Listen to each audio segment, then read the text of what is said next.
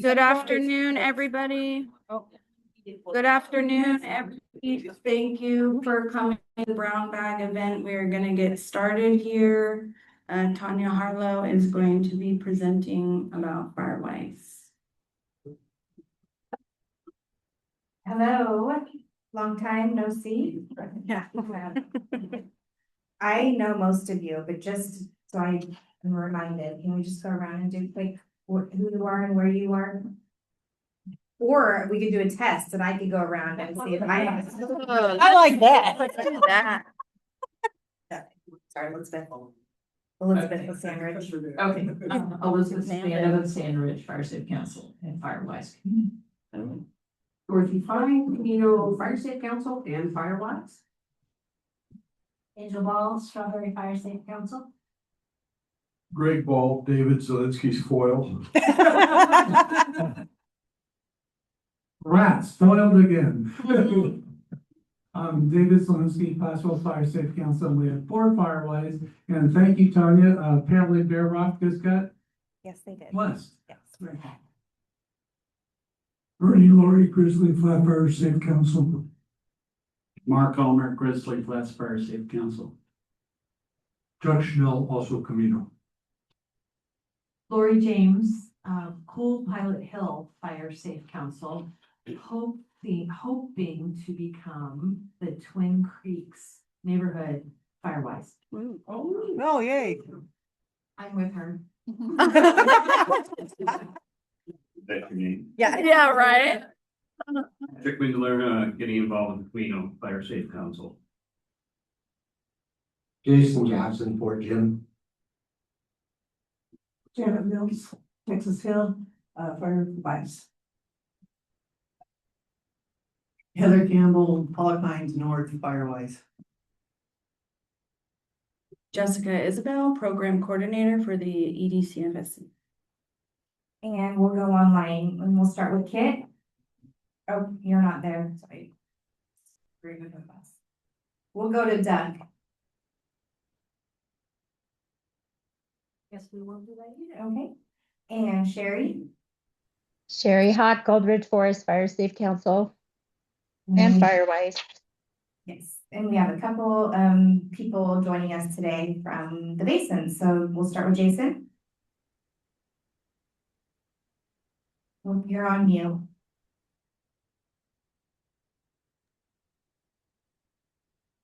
He's unmuted, it's just not working. Still can't hear you. Well, you have some time to figure it out. And Michelle. Hi, Mike, can you hear me? Yes. My name is Michelle McLean and I'm the Fire Adapted Community Outreach Coordinator in the basin with Jason, the Program Manager. Great, thanks. Okay, so I'm gonna go ahead and share my screen.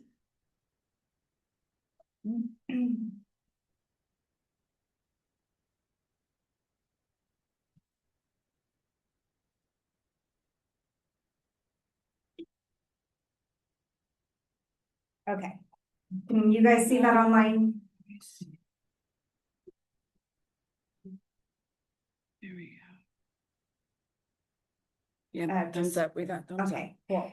Okay, so Tanya Harlow, I'm with the Office of Wildfire Preparedness and Resilience. I'm the acting program manager over that program. I'm also the Wildfire County Coordinator, which is a CAL FIRE program administered through the California Fire Safe Council, and also the Regional Firewise Coordinator for the West Slope of El Dorado County. So today, all through the year, we get a lot of questions about becoming Firewise, and it is obviously something that's very important and something that was brought up today at the Fire Safe Council meeting. You know, the Fire Safe Councils are large areas. The communities are large areas. Sometimes it's hard to get engagement. These Firewise communities are a really good way to engage in your community on a smaller level. There's a responsibility to be part of the program, and there's a benefit of an insurance discount, and so a lot of people are really interested in that. And so it is, Firewise is a really great program. It is a National Fire Protection Agency program, so it's a national program in California. It is administered by CAL FIRE. And then on the local level, there is a regional coordinator for every county. So today we're going to go through this process about just so that you understand what the process is to become a FireWise community, learn how to get started, and to know what support is available. And just to start out, we have Michelle and Jason on. They're from the Basin. So again, I'm the regional coordinator for the west slope of the county, and then Jason and Michelle will do a little thing at the end and talk about how they do it up in the Basin. So if you are interested in becoming FireWise, the first thing you're going to do is determine if you are already in a FireWise community. So the county has a online mapping tool. I don't know why. Not easy to use. Hold that thought. Am I doing something wrong? It just disappeared. All your mysteries will be answered.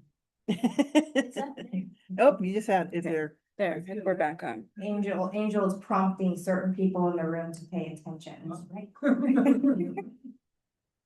So the county has a online mapping tool. It's on the OWAPR website, and it's on that tool. There's a lot of different things that you can look up. You can look up the fire safe councils, the FireWise communities. There's projects that you can look up, just different information about all things fire related as it relates to our county. So you would want to go on there and look up FireWise communities to see if you're already located in a community. So this is just a screenshot of what we have so far on the West Slope. And, you know, there's a lot, but there's a lot of open area that is still yet to become FireWise. If you are not in a FireWise community, then you will want to go ahead and start the process of organizing your community. So you'll form a committee, and this committee is going to be the people that are going to help you do the risk assessment and help you do the public outreach and working as a group. So the committee should be around 3 to 5 people is ideal. That way you're all kind of, you know, taking a share in the load. And then of that committee, you're going to want to identify leaders. So ideally it's 2, you can have 3. And again, this is so that there isn't just one person that everybody is contacting. You have a couple different people that the community can contact. Who should be involved in this process is obviously your neighbors. You'll want to engage your local fire district, and I can help facilitate that. And then I will help you along the way as well. Or somebody from my office. Sometimes I do have to ask for some help because it's a little crazy. So community requirements. You can have anywhere from 8 homes to 2,500 homes in a community, or these are parcels actually. Your boundaries for your community are going to need to be parcel accurate. So you can't just draw a line around a community or a circle. It's got to be parcel accurate. And the boundaries must be contiguous. So you can't say, we're going to take this community over here and then we're going to cross the street and take this community over here. Your boundary has to be contiguous. When it comes to this mapping, a lot of communities already have a map, because what happens is a lot of FireWise communities turn out to be HOAs, or just certain already defined communities. So those communities do have a map, and you can use that map. And so you'll be able to have your boundaries and you'll know how many parcels are in that community. If you do not have that and you need help, then you will contact our office and we can help you with the mapping. So what we'll do is we'll get on a Teams meeting with you, or you can come in person, and we will do an actual boundary, a mock-up. And once that is agreed upon, then we will send it to county GIS. They will make a map and then give a spreadsheet of how many parcels, or information on how many parcels are in that community. once the community has achieved recognition, then that map will go on our online mapping tool, which we saw in a couple earlier slides. So now you have a committee and you've determined what your community is, what your boundaries are, and how many people are in there. You're gonna want to just start your community in the Firewise portal. You're not gonna be entering everything that you have at that. You're not gonna be entering everything, but you're going to just be starting that community. And what that does is that alerts me that such and such community has started the Firewise process. And then I can just be on alert that you guys are working on becoming a community. And sometimes, most of the time, the community will reach out to me. Sometimes I'm able to reach out to the community. I apologize for delays. We do have a lot going on in the office. I just took on the role of coordinator not very long ago, the Firewise coordinator. And so I'm trying to build it out a little bit more than what it was. And in the middle of that, we had renewals for all the Firewise communities. So as I mentioned, we have 55 Firewise communities. So everybody renewing at the same time because nobody renews early. Everybody. There are a couple that renew early, but for the most part, it is a crunch for a lot of communities. So October, November, and then December cleaning up is very, very. Yes. Wants to sometimes contact instead of you to get too much or? Yeah, I'm not trying to say that I have too much. I'm sorry for that. But yeah, if you can, what I will do a lot of times is just copy Jenna on my reply or forward something to Jenna, and she is able to help me a lot of times. So. No, Jenna. Oh, Jenna Acker, yeah. okay, so Yeah, so I will give you all that information at the end, just so you have that contact, but yes. Just bear with me, we'll get this down, there will be we'll have more of a process. Okay, so you're gonna go into NFPA. I thought I put a link, which I didn't, I'm sorry. And you're going to click create community. And once you do that, you will enter the information you have, which is your committee, who your leaders are. You can put in a map of your community. You can enter how many parcels are in that community. And then you'll have to give your name to the community also. So it's usually just whatever your community is called. David has got Placerville Fire Safe Council, but there's 4 of them. So by region in Placerville. So there's Strawberry Fire Safe Council, Sandridge Fire Safe Council. So those, you'll pick a community name. There are possibilities, and Pollock Pines is a good example of this, that you will expand in the future. So if there is that possibility, you might not want to call your community something so specific. In case you expand and become broader and are including a different named community, you might want to consider something that isn't so specific. But you also have the option of changing your community name too. So go on, create a community in the portal, enter the information that you do have, and then there's going to be an option to fill in your regional coordinator, and that is going to be me, and you would put in my email address. If you don't do that, I will still get notified. We'll still find you. Yeah. But it makes it a lot cleaner. I just found a glitch last night when I was working on this. It'll show Jason Brand as a coordinator in a lot of these communities. And Jason, as we will hear later, is from the basin. So he is not actually a regional coordinator. So that's something that I need to get worked out with NFPA. Tanya, So in order to make it clean, just put in my information. is OWOPR still helping with the maps? Cause that's how we got our map done. Yeah, so I did, yeah, we just talked Okay. about that. Yep. Okay, so second part, now you've got your community identified, who's gonna help you, and now you need to start a risk assessment.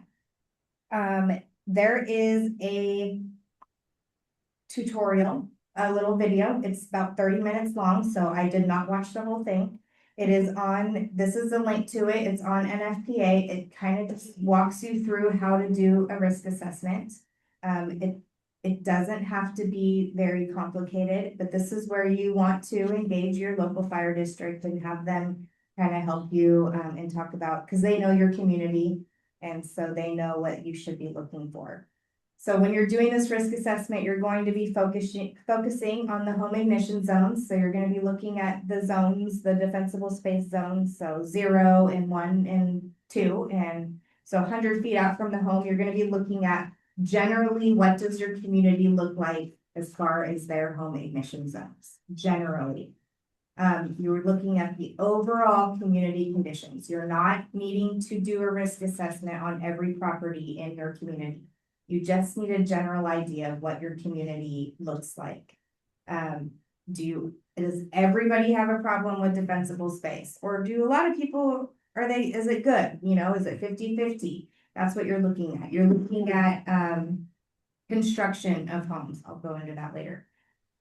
So this next one, so you're looking at home hardening, like what generally is the roofing material? Is it mostly Class A, or are you in a community where mostly everybody has log cabins? And I don't know, what do log cabins have? I don't know. Anyway, so you're just looking at construction material, you're looking at if people have their soffits enclosed, what the general siding is in your area. Is there a lot of decks? Is there a lot of carports and sheds attached to the homes? Do people have covered gutters? And so a lot of these things you can't quite see from the road. So an option is you could drive around in your community and just like whatever you can see from your car without getting into people's properties, you can use that as your risk assessment. Some of you live in communities that around here, more like Texas Hill, where you can, so those are the places you can drive by and see pretty much every house and get an idea of what that community looks like. Then there's Grizzly Flats where you cannot do that. You need to get shot. Right. I mean, you do not want to be traveling down people's long driveways to go look at their house in Grizzly Flats. And so there's a number of ways to do this risk assessment. There isn't a set way. It's just whatever works for you to get a general idea of what your community looks like. Some communities send out a survey. I think Fort Jim did that. Yes. Okay, so they send out a survey to their mailing list that was like, tell us what your construction type is and all these different factors that are in the risk assessment. And whatever amount of feedback you get, that works. You do not need to have a set amount of homes that you have looked at. It's just whatever is giving you an idea of what your community is like. And then again, you want to be looking at the defensible space zones just to see generally what is your community like when it comes to their defensible space. The reason you're looking at all of this is because it's going to, once you get an idea of what your community looks like, then that's what's going to give you your plan to make your community more fire safe. So again, assess as many homes as you can. I know Elizabeth out in Sandridge, you guys did actually drive to people's homes and do a pretty thorough assessment. But there's just some communities who do not have that ability to view that many homes. So roadside assessments can be conducted or electronic. There's a couple of different options. And did you have a lot of help? So I went out.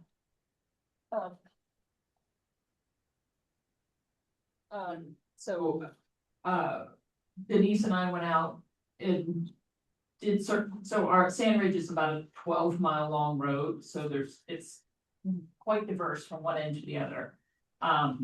If we just drove the areas where we could see homes and not get run over while we were doing this, but had a like a spreadsheet sort of thing, so that as we were driving by, we could quickly check you know, these things look good, these things, you know, wood siding, what, we kind of had a general sense of what was out there, so we kind of made a spreadsheet and quickly checked off. Right. When we went by house, because sometimes there wasn't a safe place to pull over on Sandwich, but other areas it was easy to kind of stop on the side of the road and look, but we just looked from the road. How many Didn't see What was households? in the backyard, we didn't see, you know, some things had gates, we didn't go, you know, up gated roads or that sort of thing. Big dogs coming at us, we left.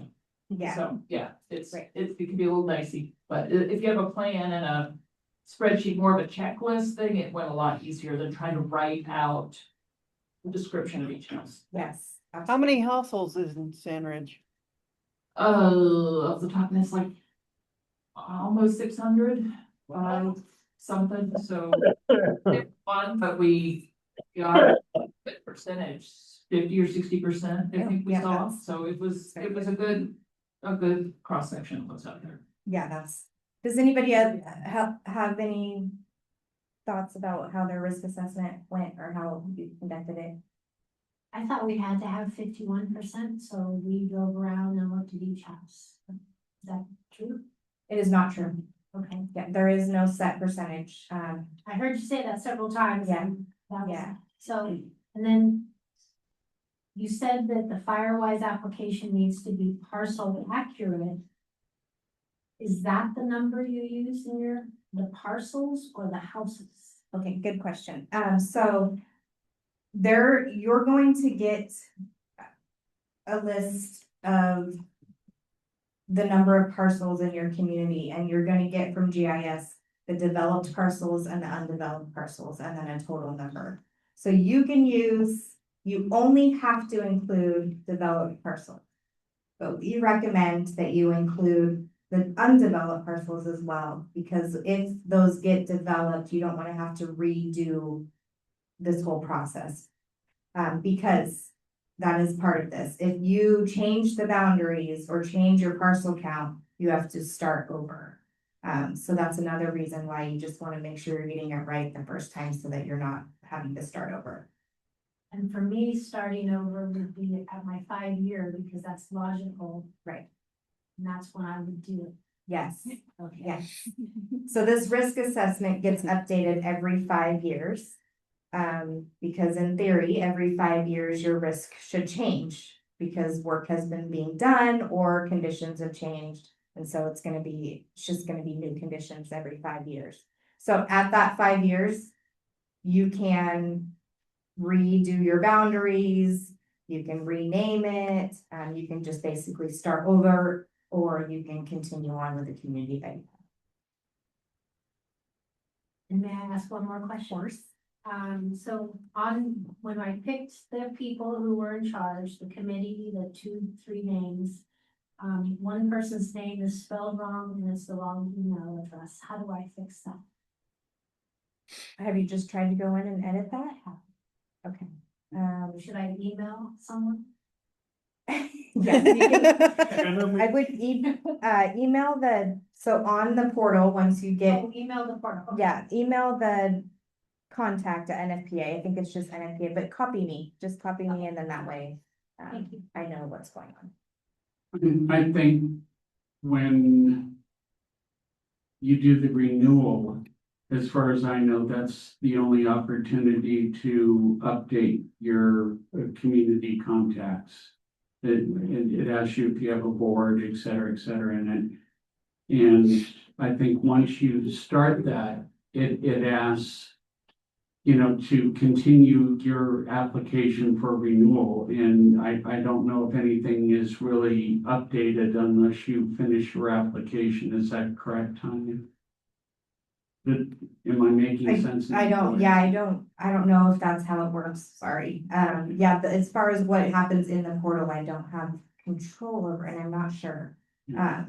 Dorothy agreed with him. Okay. I'll do the picture. Okay, so at Dorothy renewal, agreed with me. Miracle tech. okay, so that's good. So just to clarify, at renewal time is when you are able to change your community information. Okay. Thank you.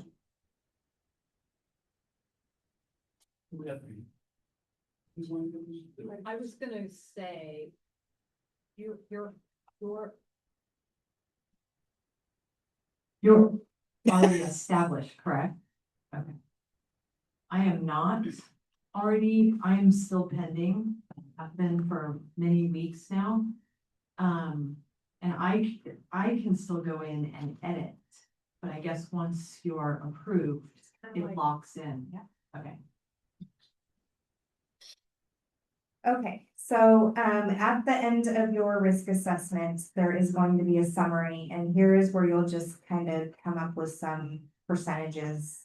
They're pretty not necessarily accurate, but you know what some of the strengths are, what are your weaknesses, percentage of homes that have Class A roofs and shake roofs or whatever. You're just going to come up with a summary of what your risk assessment shows you. And this is going to give you the starting point for the next step, which is the action plan.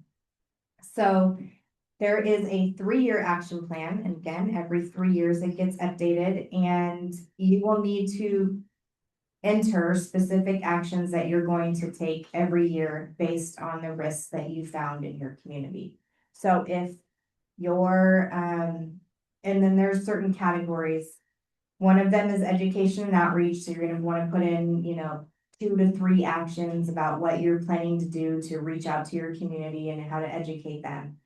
The home hardening goals based on the risks that you found, your defensible space goals, and your evacuation planning goals. Some areas need to focus a lot on evacuation, like Sand Ridge. And so they're going to have more actions and probably in their evacuation section. And so you're going to do that for 3 years. You're going to enter it for 3 different years. And that will be your action plan. So, again, I just said all of that. These are your D-space, your home hardening, and your evacuations. And then there must be one educational event that you do as a community. This can be combined with other communities around you.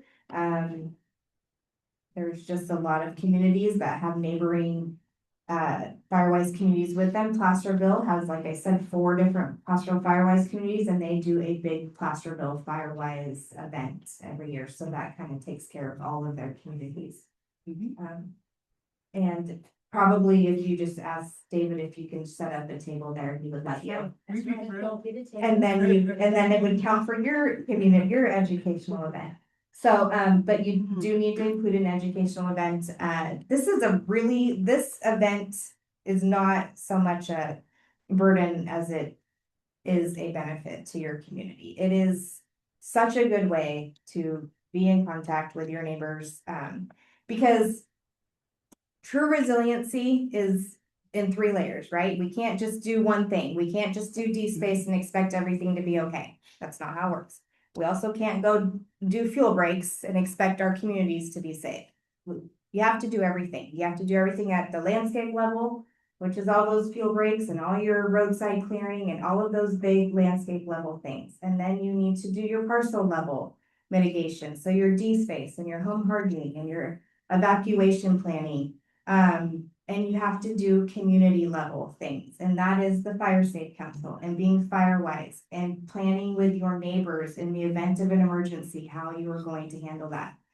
It is that neighborly connection, neighbors working with neighbors, is so critical in this and in true resilience. So this is being Firewise really is that. That is the spirit of this, and these educational events are great for that. There's a list of people who would come and speak at your educational event. The local fire districts, as we all know, in our community, and CAL FIRE and OES are all always available to come out to your event and speak to your community, and we're very fortunate for that. And then also I'm happy to send myself or someone from my team to speak to you as well, and you will have a lot of support for all of your community events. And then there is the 3rd step, which is actually doing the work. This is where things get very confusing for people. So they come up with their community, they enter their portal, they do their risk assessment, they do their action plan, they put it in, and they haven't met their investment. It says, enter your investment. And they think, well, we need to do it. When it's like, well, yeah, you need to do it first. You don't become recognized as a Firewise community until you have done the work of a Firewise community. So this could take up to 6 months, if that's how long it takes your community to do the hours and to do the work. Or it could be very quick.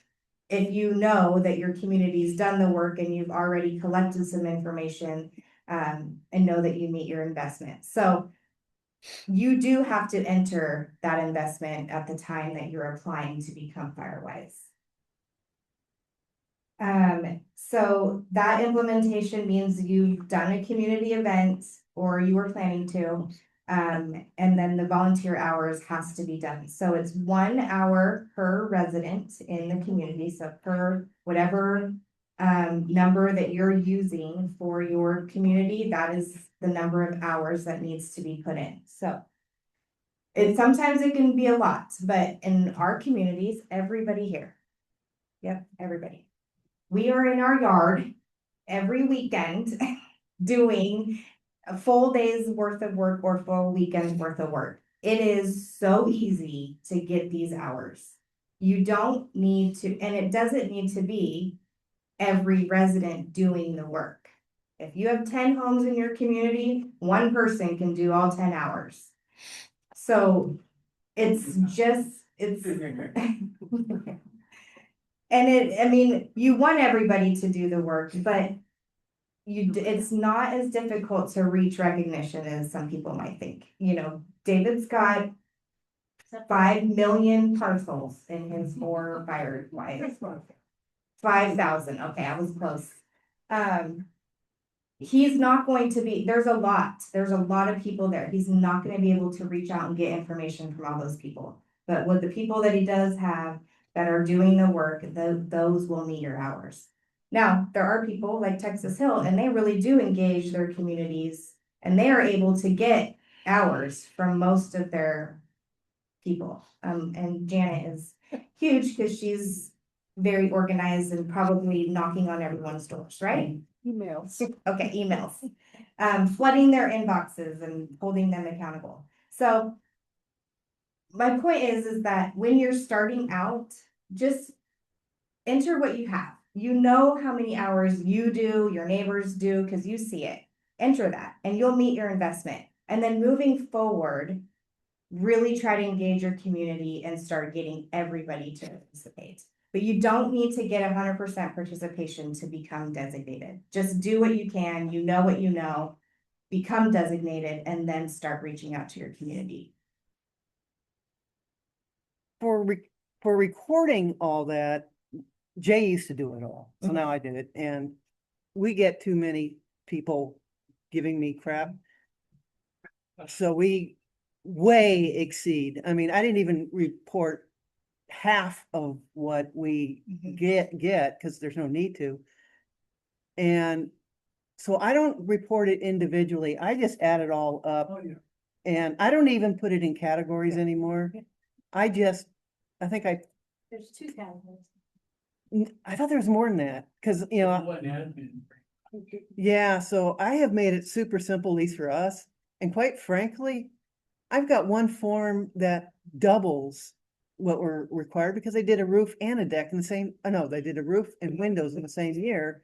So that was like $130,000. That one form did it.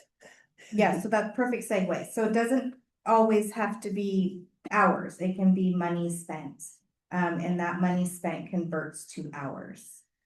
Actually, how it works on your application is your hours convert to money. So 1 hour is $32.49.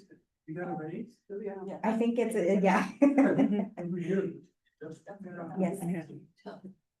I was at Maybe you're $29.95. getting to this, but I noticed the last couple times we did renewals that it was also asking, in addition for the hours and or money spent, an estimate of the total volume of vegetation removed from the community.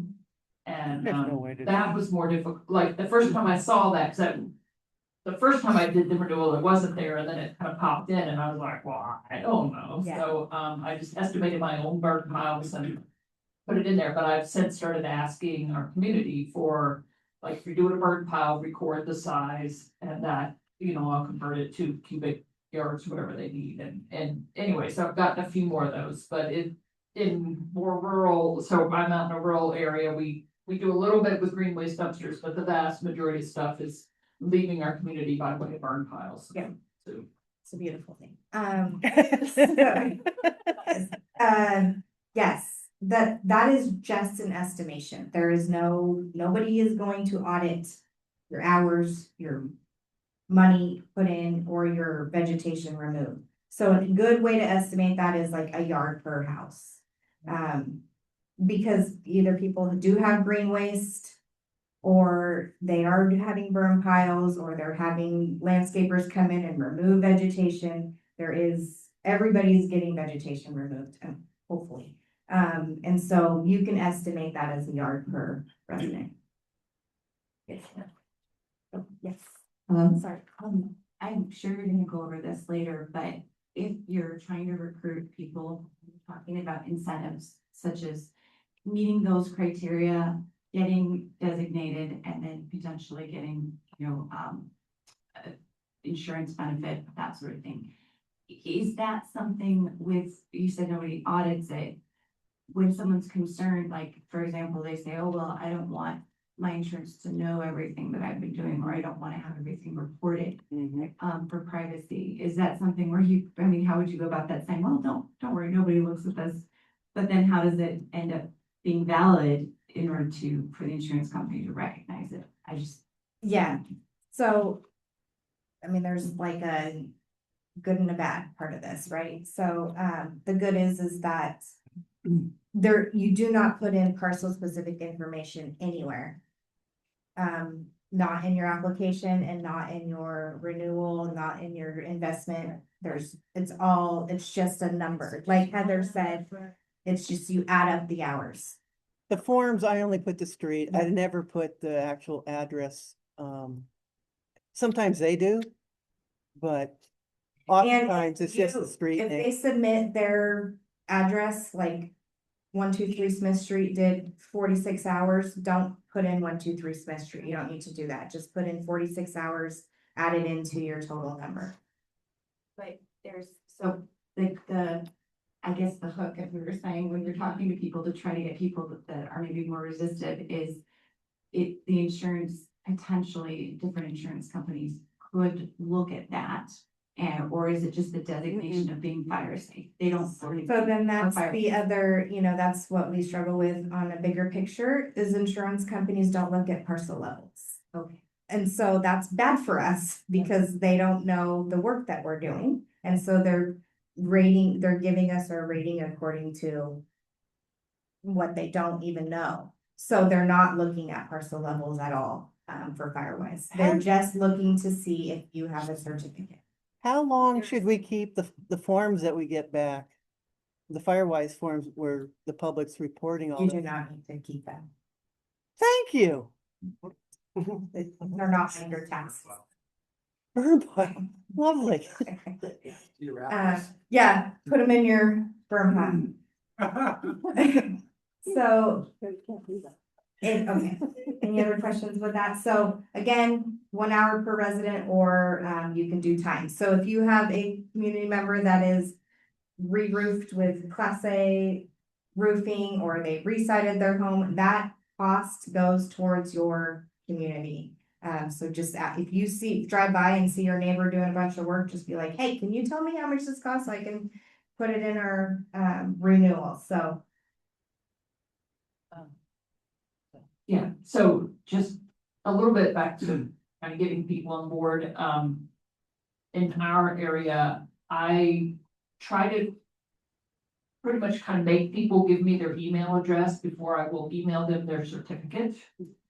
And that way I have them in our communication database, and and I'm not selling it to anybody, but I use it to send out our Fire Safe Council Firewise newsletter and kind of get the educational materials to them and let them know that, hey, your neighbor did, used their Firewise certificate and they reported this much savings on their last insurance. Like, I just try to, use it that way. And if they never send me data on how many hours they did, I'm good with that as long as I can push information out to them. And as long as we get enough hours and whatever, which we have every year, generally a couple that reduce and we've got enough time and money spent to get our renewal. So if I ever got to the point where we were not getting our renewal numbers, I would plead and beg to everybody on the list, like, if you want to keep getting your discounts, give me something. But other than that, I'm not. So I have a lot of people in our area who don't like to share or forget to share or whatever, but as long as I'm getting them in Leverage is that what you're saying? yes, that's what I use it as. Like, you want my certificate, then you send me your email. That's all I'm asking for. And so that is, I'm glad you brought that up, because that is something that is going to be new, this year with how I'd like Firewise to run. So as a county, we decided that we were offering this for, first of all, the county, wanted to put the regional coordinator in the county. And so that is a good committed step that the county is making, that they want everyone to be Firewise. But also, the map, so that you can see if you're in a Firewise community, you can make your Firewise community. That map is not accessible through NFPA.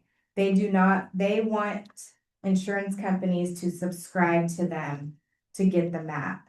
And so we provide that map to our county, so that our county can do our own Firewise work and get created. I wanna go back to the money thing. Okay, hold on, let me, Contribution. okay. Go ahead. So what we were doing is that residents could call our office and ask us if they were in a Firewise, and we would say yes, and then we would provide them with their certificate and the contact information for the resident leaders. Moving forward, I'm going to send out an email to all Firewise communities getting permission to give your email address to people that call, so that they can contact you to get their certificates. That way you have them, because we can't hold that information, but you can, so that will be how it is moving forward. Got my permission. I know, I do. I know nobody's gonna buck me off. Do you think OWAPR will ever, put a drop-down window so that people who go into the map can also get the certificates? Well, that's what we're trying to avoid this time, is instead of having the certificates so readily available and then no contribution from those people, we want them to reach out to the community so that they're actually part of this. But my biggest issue is so many people have no clue how to find the certificate. They might have heard about Firewise. They might even know that they're in Firewise, but they don't know how to get the certificate. So what they will get is an email address to their resident leader, so their resident leader can give them their You know, certificate. how would they do that? I mean, like, I've got 2,500 The same- people. Yeah, they'd call us, or they would look on our mapping tool, yeah. Maybe. No, that really is an issue. It's a Well, huge it's issue. actually, that's all we get every day, is calls from the community Right. asking for their Firewise certificate. I mean, it is literally one of our main calls that we get every single day. That's good to hear. So because- so instead of them getting their certificate from us, they're going to get Angel's email address so that they can email Angel and say, can I have my certificate? And she says, yes, but you need to do this. That's a good start. But, I mean, that's part of, I think, running the Firewise, if you're your local area Firewise coordinator, that's why I demand basically an email address, because then when I renew and get my renewal certificate, I just email it out to everybody on the list, they have it, and then as the new people have to go on Fair Plan or wherever. We have they the want. largest community we're allowed. That's why we split. Yeah, yeah, And but so it's it's- managing your communication with everybody. that Yeah, it's Just create an email list and send out an email. No. and- not gonna happen. Not for as many households as we have. Okay.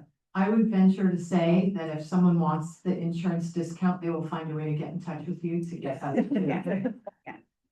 Okay, Hugh. Yeah, two things on the money. First of all, if you have to be part of a fire. Well, that's only for you guys. So people at home hear me on that one up there. Wow. No, this is just for the room. Oh. You guys didn't know that? No, Okay, well, it was the Huge- reason I stated this. Huge special, you guys. Yeah, no, that green light up there, that little box, that's for Zoom. Everybody at home, there's like 100 and some microphones in there, picking up Mhm. everything. You guys can sit there and whisper and they're gonna hear you. Great. So yeah, these, when you guys come and use these, that's just for in the room for people in the back and hear the people. Ah, Yeah, that's that's how this backward. is set up. So we don't need these microphones anymore for Not- brown not- bag? Well, if you're Zooming and you got people at home, you can use that one. yeah. Okay, But if people around the table say, I can't really hear, then yeah, you would wanna do this. perfect. long is Thank you for Ever clarifying. since we started, The whole time. Yes, so they heard everything. Been saying, use the microphone so that people yeah, at home can hear you. oh no, yeah, the microphones are really for the people in the room. It was backwards. They've upgraded. It's 2.0. We just like toying with And you, they're Chuck. keeping is a what it file is. of all the different things you say under your breath. Uh-huh. No Yeah. charge. I go back and document. Did this meeting, and the people that are sitting right here, it comes through loud. Yeah. Oh. Those are powerful microphones. Yeah. Be careful that- Bum, bum, bum. Yes, Yes, yeah. My main one is here, so like I can't talk the whole time because everyone will hear what I'm saying. So, I do wanna go back to the contribution. Yeah. One of the things, if you happen to belong to a fire safe council and you get a grant, that grant money can be Yep. used for your Firewise Yep. also. The question I have, the reason I ask this, the question I have, now that every fire safe council is gonna get $2,500. Yes, you can. And you can use that for your Firewise also. We do. Okay, that was my question. Like our green waste thing. We do it. Okay, awesome. Yes. And our One donations. other easy way also to get, if they are doing green waste, bins, you put them out, twice a month that's deductible. That's, so, people will say, well, I haven't been doing any clearing, but I'm putting out a green waste dumpster 2 times a month and having it picked up. That's collectible information. And then the other thing, sorry, Tanya, is in the area, if they're using the chipping, defensible space or hazardous tree programs through the county. Yep. Here, you'll get a report that has all that information added up in the way usually of dollars and that's Jessica where we were doing the cubic feet. Buy her lunch. She deserves it. Yeah. That's for fire safety. Fire one. No, it's we use it for a fire life. Separate them all. I'm not a fire safe council and I've been abusing Jessica for years now. 3.5 years now, yeah. Yeah, when we get automated, the report's supposed to come out exactly for the Firewise. So, because like Camille Yeah. has a couple of different zip codes, so we get a whole list of people and you have to go in line by line. But now with the new automation, it will say exactly for the Camille Firewise community, so David won't have to do the lines, because he's got 4. That's the cool thing about automation. This is all for you, David. I think they did it for See, you are your family. Yeah, we are. Pretty happy to Jessica gave you tonight, broke it down here, who was report Jen, so that I partly could do a fire. Aw. I remember that, yeah. Jesus, no. She's very happy about that.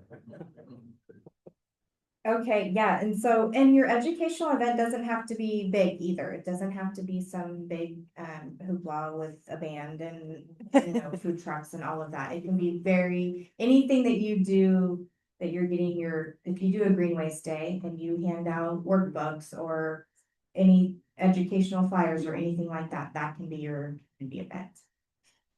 I mean, but you should have a band and food trucks. And invite you. Yes. Yeah. Educational fire, set flyers, right? Oh, I did, yes. Is the band The Freudian. I don't know if that'll fly. You could try after Janet leaves. Okay, so there's a lot of benefits to this. It's obviously increasing your community preparedness, which we talked about, and connecting your community with another way to connect your community with the resources that the Fire Safe Council and other programs provide. And then, of course, the insurance discount. So I never start this, or like to talk about the insurance discount part, because that is not the spirit of Firewise. But But that's how we go. that is how you get that. That's how we get the newbies for sure. Yeah, so, A lot of my people now, in addition to fire certificate, we still need them back. And so I think I sent them over to you. I mean, if your leader has, as the leaders, you should have the map. So when you're giving them their certificate, you should be able to give them the map. I don't see, I'm sorry, help me, Tanya, I may need to ask you another copy of each. Okay, yep, that's fine, When, yeah. when we redid our borders with Optum Fairplay, Mhm. Richard Galvin gave us a map of our new Yeah. sphere of recognition, and that's what I stood out. You can also pull it down off your Firewise portal. I did that recently. But David, this is all for you, so I will get you a copy of all of your maps. Right. Didn't David request this brown bag? I just- I was ordered by Andy. Oh, I was really surprised. I just had a renew and I think I contacted you because I was kind of sweating it because we don't have our certificate and we have a lot of people who are renewing this month. And when I went in, they didn't ask for the map. They didn't ask for anything. They said, yep, you got it. And I didn't know if they were doing that because and I'm with the California Fair Plan. I didn't know if they did that because OWOPR had sent maps to the California Fair Plan or why would we get automatically covered by Firewise? Because California Fair Plan does have a subscription to the Firewise maps and it's automatic. They pull your address and they pull whether or not you're. Because of That's built OWOPR? in. No, no, I wish I could take credit for that, but no. Then California Fair Plan, that is the easiest to get your Firewise discount. Cause you don't even need to provide them with anything. Yes, really? yeah. She said they subscribe, and Yeah. they've been trying to get the insurance companies to subscribe. Yeah. To it, but Fair Plan apparently doesn't. Yes, Fair Plan is just automatic. When they put in your address, it'll tell them whether or not you're in Firewise. So then I won't get so many people looking for a certificate then. No, you shouldn't. If they're on Fair Plan, they shouldn't contact you. Yeah. Wow, that is awesome. Thank you. That is really good to know. Is that information not available on this map that we just logged into online? So I was on the OWOP website or Oprah website just now. Pardon my acronyms. And I was looking for my plot and it shows, I can zoom in and this is just publicly available. Right. Correct. So why would they subscribe for that information if they could find it on just public website? Right, which is something that we do that most counties don't do. Oh, so Yes. just El Dorado County. Yes. Thank you for that. Yeah. This county. Yeah. She's talking about Outside of El Dorado. the Firewise organization. Right. You have to understand that in the state of California is very different than the Firewise program that's national.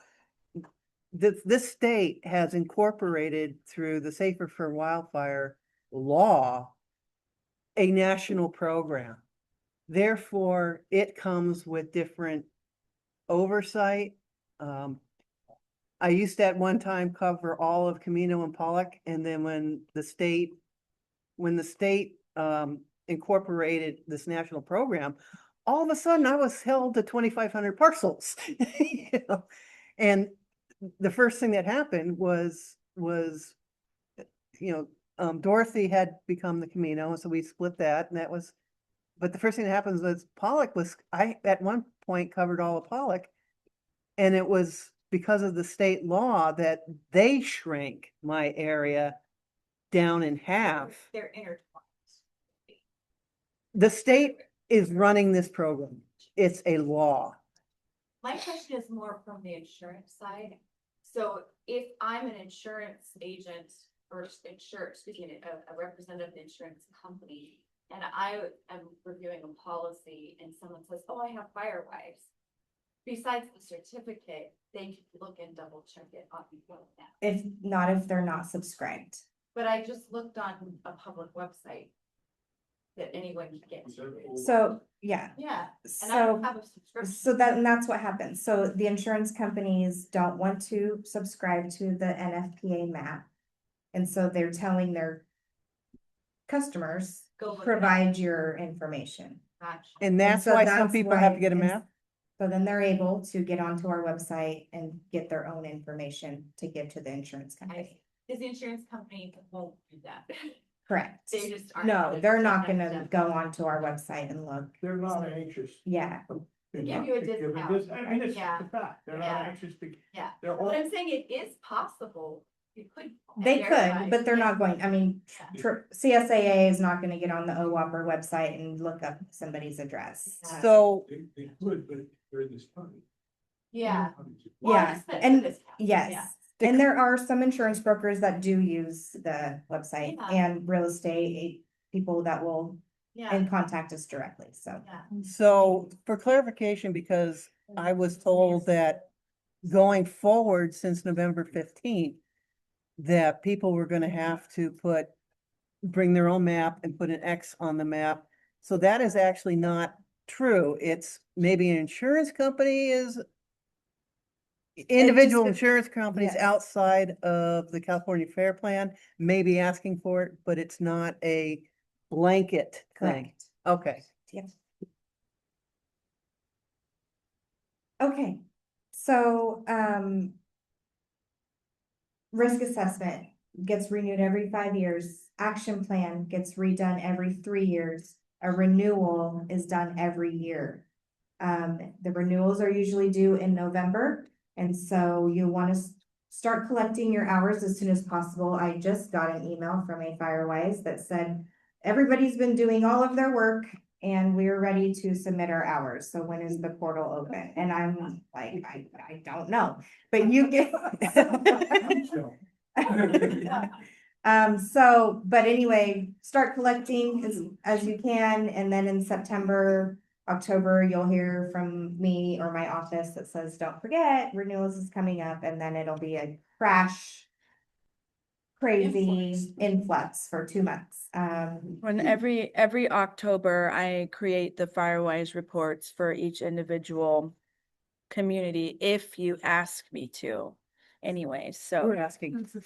Yeah, most of you ask, but some of you don't, but I separate it, and once we have our system fully built out, it will take significantly less time, and I'll just be able to say, I need this Firewise community or this Fire Safe Council community, and it'll be exact boundaries, so you don't have to pilfer through all of Placerville to find what pertains to you and what doesn't. Awesome. Yeah, it'll be a lot more thorough and helpful for both sides. So I know that you are waiting, you're pending, you've done all of it, correct? Yeah, we've been. And entered your investment, and it's just taking a long time. I can try to follow up with that. So the next slide is what happens once you do it, and now it's CAL FIRE is reviewing it. Before you go on, what happens every 5th year? Your risk assessment, Risk- yeah. So it is in CAL FIRE's hands, and I can I got your email, and I can speak to the CAL FIRE person and see what that is. Okay, thank you. And that's another thing, I know the communities, and so when CAL FIRE calls me and says, what can you tell me about this? Can Heather Campbell handle 62,000 homes? Yeah. And or whatever. Jack and I will get on it. We'll get on it. Then I can say, they can tell me what their concerns are, and I can call Heather and be like, you probably need some help, or something like that. So, that's how I assist you. I don't do your risk assessment. I don't do your action plan. I will look at it. But how I can help is just making sure I'm connecting you with the people you need to talk to. May I go back to the insurance discount? Oh, it's always the insurance. And I we just do wanted- have, somebody from the basin online too, and I don't want that. Just one quick comment. In my area, the vast majority of homes do not have the soffits enclosed.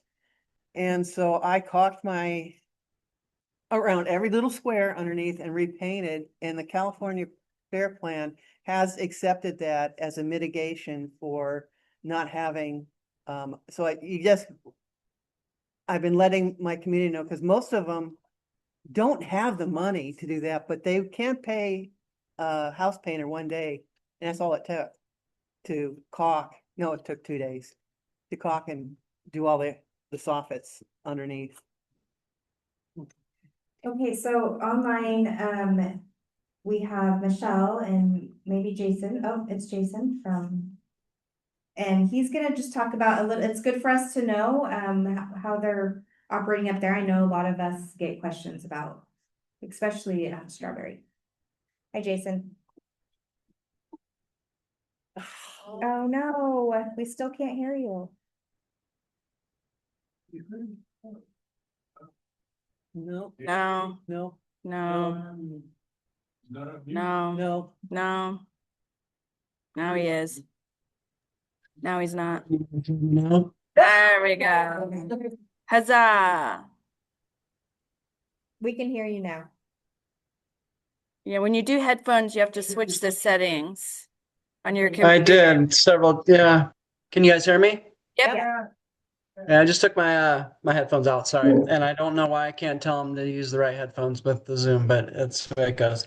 Thanks for letting me tag along. Michelle had to go. She has a meeting. I have another meeting in a few minutes too, so I can't give a super long overview, but I think what I was going to do is just give a general overview of how we're operating up in the Lake Tahoe Basin and open up for any questions if you have any. Tanya, really great job. We're basically operating in the same way when it comes to Firewise. We are the regional coordinators up in the basin. We have 85 now Firewise groups, with several in the mix coming on. So that's in the Lake Tahoe Basin only, all the counties. So we're dealing with Placer County, Washoe County, Douglas County, El Dorado County. We're dealing with Carson Rural and also City of South Lake Tahoe. So we're coordinating within all those jurisdictions and working with all the fire protection districts within the Lake Tahoe Basin to implement our Fire Adapted Communities program, essentially kind of like a Fire Safe Council, but a little bit different in terms of funding and whatnot. Speaking of funding, we're working under BLM SNPMA, which is Southern Nevada Public Land Management Act, funding around 21 right now. Around 18, and we're looking at around 21. So we have funding that helps pay for fire defensive space inspections, free curbside chipping.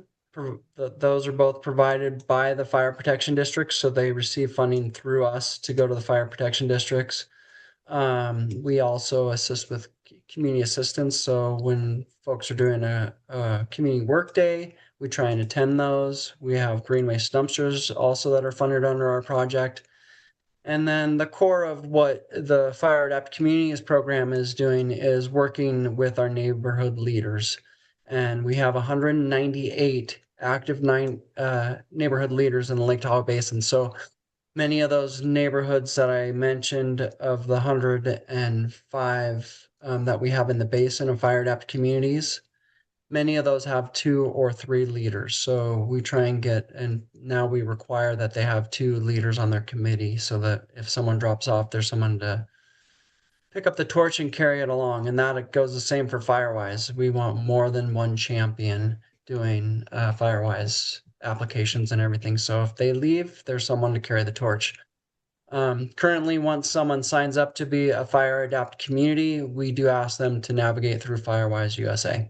So we help them navigate through the application process with all the, everything that you mentioned, Tanya, of doing the investment that people have to document, and the application process and the assessment.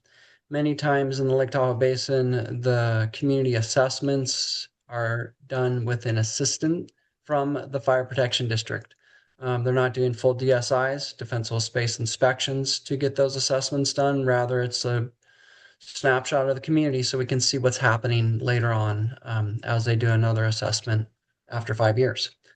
So we're running forward and like I said, helping to do the Firewise recognition program and reapplications annually. This year we're covering about 5,000 fire defensible space inspections annually in the basin. And we're also covering about 2,500 chipping requests serviced. So doing the same thing, documenting how much acreage is leaving the basin and whatnot. So fuels reduction on small parcels. So most of our parcels up in the basin are about a 1/4 acre to a 1/3 acre. So we're doing real small acreages and navigating through, assistance with the communities. Let's see, we work with all the fire protection districts and the Tahoe Fire and Fuels team to implement the Tahoe Living with Fire website, which really is a hub of a lot of information, both on Firewise, resources for fire defensible space, home hardening, and also generalized website for information. So we send folks to that website for information. And the fire protection districts do the same with the Tahoe Fire and Fuels team, which is a larger group up here, the Tahoe Fire and Fuels team that we work with. We're also rolling out this year our children's activity guide. So if you're getting in and working with 3rd graders or around that age, keep it in mind. You can find that on the Tahoe Living with Fire website soon when it's fully approved and out there.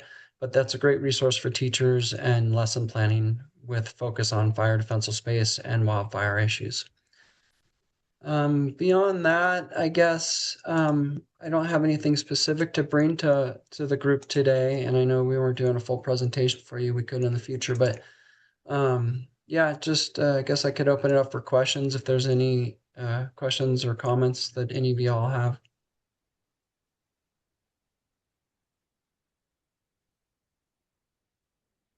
Oh, I don't know if I need the mic, but, sorry, you mentioned that you guys did about 5,000 inspections. I think we did like 1,700 on the Sarah side. That seemed, is it because of the smaller parcels? And with those inspections, and you said you had collaboration with was it the fire safety? I just wanted to clarify who you collaborated with and how you're getting those inspections done so quickly, because it's a lot of inspections to do in a year. It is a lot of inspections, you're right. And so the Tahoe RCD, our Fire Adapted Communities program, is not doing fire defensible space inspections. And we made the choice years ago to make sure that the fire defensible space inspections are done by fire protection districts. So we coordinate with the fire protection districts in the basin. They offer that service. It's funded under us and we put out a lot of money. We have an $8.7 million project over a 5-year period. So there's a lot of funding, a lot of partners, and a lot of defensible space inspectors to make that number happen. And we also, is that covering more than just El Dorado County, correct, Jason? Yeah, that's all those inspections are- jurisdictions throughout the Yeah. basin. So Yes. Yeah, and also those inspections our inspections down here on the west slope are pursuant to our county ordinance. And so parts of El Dorado County that are, well, every part of Tahoe except for, El Dorado County, all of unincorporated El Dorado County, so not including City of Placerville or City of South Lake Tahoe, are have to comply with the ordinance. So our inspections are actually enforceable. So we go out and we do inspections that we're going to go out and enforce. The inspections that Jason is referring to, those are like educational type assessments like the Fire Safe Council does here. Are you enforcing those? So we do full compliance or non-compliant fire defensible space inspections. They are in every county enforceable, but like in El Dorado County, they don't pursue and enforce on properties due to the fact that we're really looking at making those connections, like you mentioned earlier, between the fire professionals and the communities. So the enforcement process is there in all the counties. none of them use it really, just like El Dorado County, because it's I not mean, really the goal of our program, but they are the same as PRC 4291 that CAL FIRE would put out as a fire defensible space inspection. And we use a program in the basin now called Fireside, which you may know. And those are producing really great fire defensible space inspections for homeowners, and they provide a lot of really good information from the Fireside platform. I'm still learning. so No, it's that's okay. great. Those are good questions. Any other questions? Thank you, Jason. I have a quick question. This is Sherry with Goldridge Forest Fire Safe Council. I had to leave for a little bit, but I jumped back on just in time to hear that you were working on a kid's publication or something for teachers and such. Our group is looking to go to some schools, high school and also the elementary school in our area. Would that be something we could utilize when that is complete? To hand out. Please do. So I don't think we're gonna have it uploaded to the Tahoe Living with Fire website. And I don't think it's there yet. I was gonna double check, but it should be hitting and coming into that website soon, Tahoe Living with Fire. And Okay. the children's activity guide will be on there. It's a great resource. You know, we're not tied to any of these resources. We hope they're all reused by other regions, and even the website that we have with all our information on it. You know, Fantastic. we would love to see people use these resources. So we printed not that many of those because it is an online resource, and those will be going to print soon. We'll have some, but not a ton to be spread out. It'll be mainly for implementers, teachers. Fantastic. Yeah, we budgeted for some printing this year, and it might be the thing that I'm looking for the younger kids anyway. Thank you. Yeah, awesome. It's really cool. It's about 1.5 years in the making and took a long time in collaboration with the University of Nevada, Reno Cooperative Extension and their Living with Fire program. So it's been peer reviewed and everything. It's a great resource for teachers. Awesome. Great. Glad I jumped back on. Thank you.